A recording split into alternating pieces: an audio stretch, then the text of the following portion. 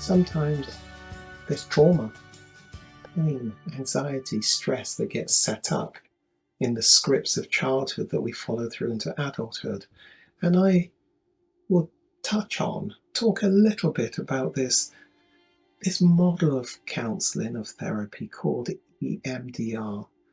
EMDR stands for eye movement, desensitization, reprocessing. What a long title. And this is the most strangest thing. I'm using this model of counseling every day in my practice.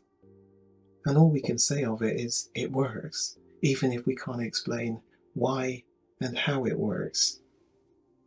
When we are in deep REM sleep, our eyes are moving from left to right. And whilst moving from left to right, it is the brain processing the day's events, the week's events, the month's events, the year's events, in order to put experiences in a right place in the brain as a resource for the brain to access when it needs it at a future date. But sometimes there are experiences which just don't get pocketed and put in the right place in the brain. And so, in essence, they remain loose cannons, not fully processed, not a resource, but triggering out emotional reactions when we're reminded of those events.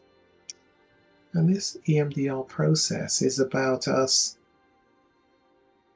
using eye movement or tapping on the body. We'll call this one the butterfly hug. It can be tapping on the legs, on the knees, in order to activate the left brain, the right brain. And do you know the most strangest thing is by doing that process, you can actually begin to heal, to process trauma, stress, anxiety, all sorts of issues that have arisen. All sorts of issues are processed that have arisen over the many years from the time that trauma occurred. And that could be 10, 15, 20, 30, 40 years ago. All we can say is it works. Come on a journey with me. And we might give you some tasters of understanding a bit more about EMDR.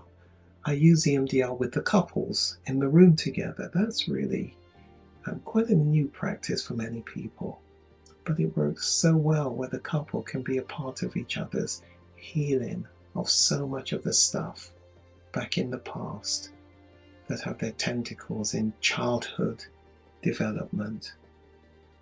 You know, it's important to think about the stages of change. Pre-contemplation, contemplation, preparation, then action. And after action, we now got to maintain the gain and avoid relapse. And you know, understanding which stage you are at on that journey towards change, whether it's giving up something, changing practice behaviors, negative patterns of behavior. It's important to know where you are in that cyclical cycle of change, where you are on the stages of change, because to use the wrong tools, or to try to use tools that I give you where you're not really at action, is doomed to failure. And so let's do an exercise to identify where you truly are at in the stages of change. And it might actually surprise you that you're perhaps not at action to change like you thought you were. And that's not a bad thing to know you're not where you were, or you're not where you are. Because once we identify truly where you are, we can equip you with tools that will better aid you in your journey towards action, towards change. No quick fixes in this work. There can't be any quick fixes. Why? Because when you're seeking to effect change in someone's life, you're trying to change past patterns of behavior. You're trying to change past habits.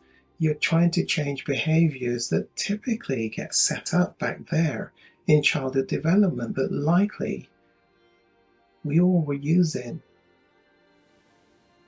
in the family that we grew up with. And we tend to take those same patterns of behavior into the new partnered relationship. And of course, the way we do life is often what we think to be the right way in certain instances. We might want to try and change the other person to do life more like us. But the point is, neural pathways get developed, as I said before, and they are hard to change. They take time. What you can't see, you can't change. So let's see them, and then let's put in place tools to help you stop negative, repeated patterns of behavior and instead create a new, consistent, repeated habit. Habit isn't a dirty word necessarily. We only ever use it in a negative way, but habit just means repeated practice, neural pathways. And so we want to break down an old neural pathway on this side and create instead a new positive neural pathway over here into your future.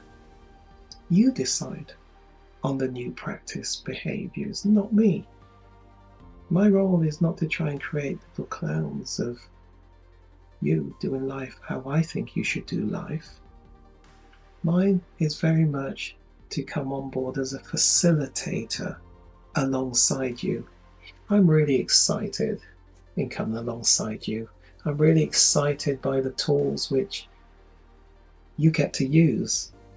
I'm really excited that right at the beginning, I can just carry your hopes, your expectations, because you sometimes can't even see how change is going to come about.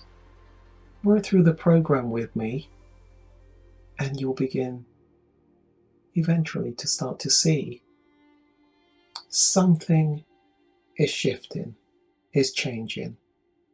But there can be no quick fixes. Please remember that. You cannot have this quick fix, Happy Meal, McDonald's conveyor belt system of change. Because we're not just going after the stuff that has been affecting your relationship in recent months, in recent years. What we're really going after are patterns of behavior and scripts that often get set up back there in the past, typically childhood development. Are you getting it? Keep going back to this thing called childhood development, because that's where so many of the clues can be found as to what has shaped each of us to be doing life, how we are doing life as adults. Send me a message. It's time to get your relationship back onto a better footing for your future. Let's do some work without shame and bring colour back to life.